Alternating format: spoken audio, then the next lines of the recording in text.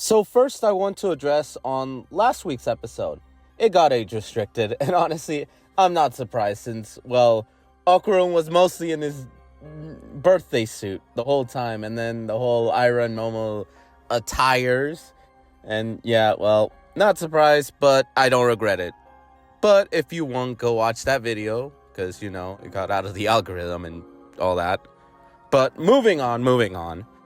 For this week's episode, I have to say it's pretty wholesome, with some funny shenanigans and stuff with the gang getting themselves in stuff.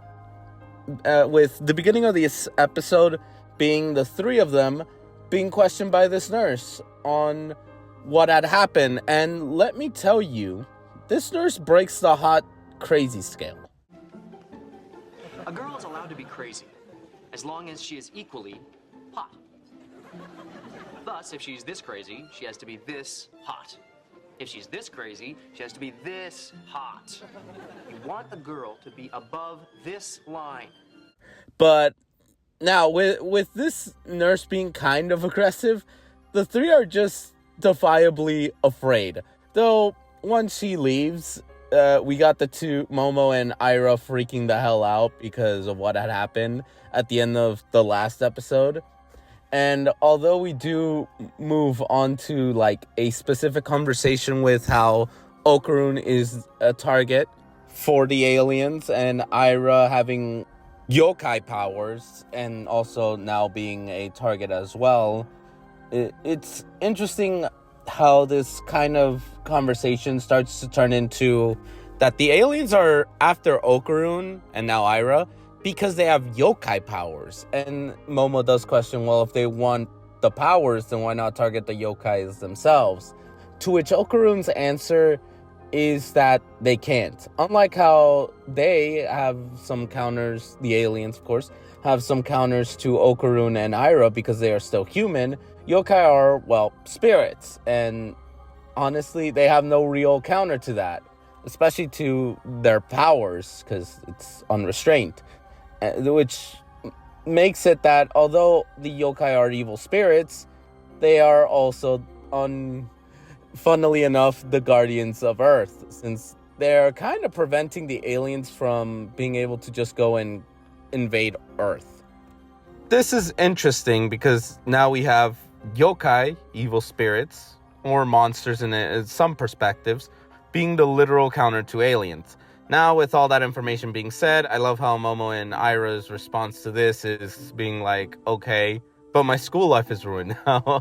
And then we have their respective friend duos come in at different points in time, with Ira's friends taking her away to comfort her, while Momo's friends are honestly curious on what had happened and having a funny bit of being investigators on what had happened, to which is just silly stuff to sum that part up.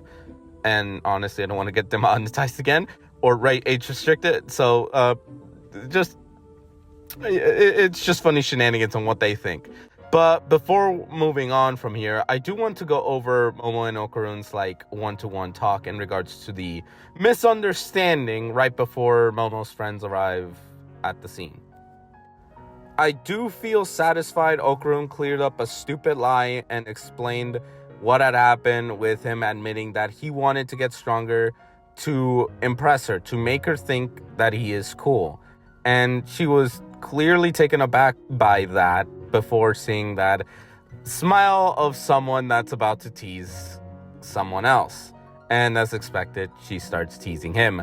But I like how he makes it very clear that, indirectly he does like her. And the two are honestly getting closer, which, in all honesty, it just makes me want to put all my stocks on this ship.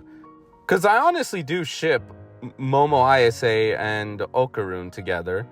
But obviously the moment is completely ruined when Momo's friends arrive.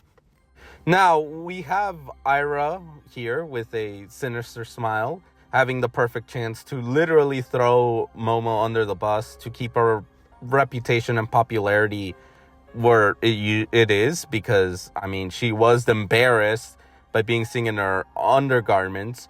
But when the other students do bring up on their own about Momo and how they'll put the blame on her with also the added lies that Ira herself had spread before, you can tell that although Ira could take the scummy route of saving her own behind, she is conflicted by it and ends up choosing to not only admit the truth, but defend Momo Ayase as well. Something that I think is because of Okarun's influence, but I also personally believe that Ira is a good person, and when put in a situation, I mean, in this case, her good side definitely won over everything. And although she is clearly unhappy to ruin her own reputation, the fact that her and Momo seem to talk in a way where they're not trying to kill each other, and Momo figuring it out that Ira didn't just throw her into the fire, is wholesome. And yeah, despite the two showing that they aren't going to be friends anytime soon, it's still nice to see some bonding. Though their conversation is hijacked when the boxer alien comes in and, well, collapses. Now, having a dream/flashback of the boxer alien's child saying goodbye to him is completely caught me off guard and just made me all sad because, I mean, man, that acting is pretty darn good. And especially as well when in the last episode, he was given a 60% deduction on his pay, which sucks given the context now. But not only that, but when he does wake up, he's obviously confused on what's going on. And also we have Momo quite literally telling her grandma, like, here's an alien. And she's like, nope, I think she's Kappa. And then I guess Okarun's like, well, Kappas are also believed to be aliens too, so he kind of doesn't care. But I love how Momo's fighting extremely hard to convince her grandmother that aliens exist, when at the beginning of the series, she didn't believe in them. So that's pretty funny. But also the whole wholesome stuff with the boxer alien being grateful for how they're treating him, like they bandaged him up, gave him food, despite him being enemies with them at first and trying to kill them. It's all pretty wholesome. And obviously I have no words for the next part other than just laughing at how chaotic it is when they are all eating together. Because, my golly, Seiko and Turbo Granny are pretty fucking aggressive. And honestly, Momo and Ira fighting over food is just fucking hilarious. It's all in good fun. Now, we do get some backstory about Boxer Alien, how he's trying his best to get money so he can save his child from a type of sickness that can lead to unaliving through bathroom, I guess. I don't know, it's a weird sickness, but unfortunately the wife got it, so it's pretty sad and depressing. But we also get a little bit of an insight on alien society before Okarun offers his banana to try and help him get money. Obviously, this is a bad idea for a number of reasons, though I find it a little funny when the boxer alien addresses him as Ken Takakura, because it causes Momo to lose her mind for a bit, since that name is quite literally her weakness. Now, seeing Seiko manage to solve this issue by first saying that he has a specific smell, gives him milk, and it just so happened to be closely related to alien blood. And I don't know how to feel about that. I genuinely don't know how to feel about that.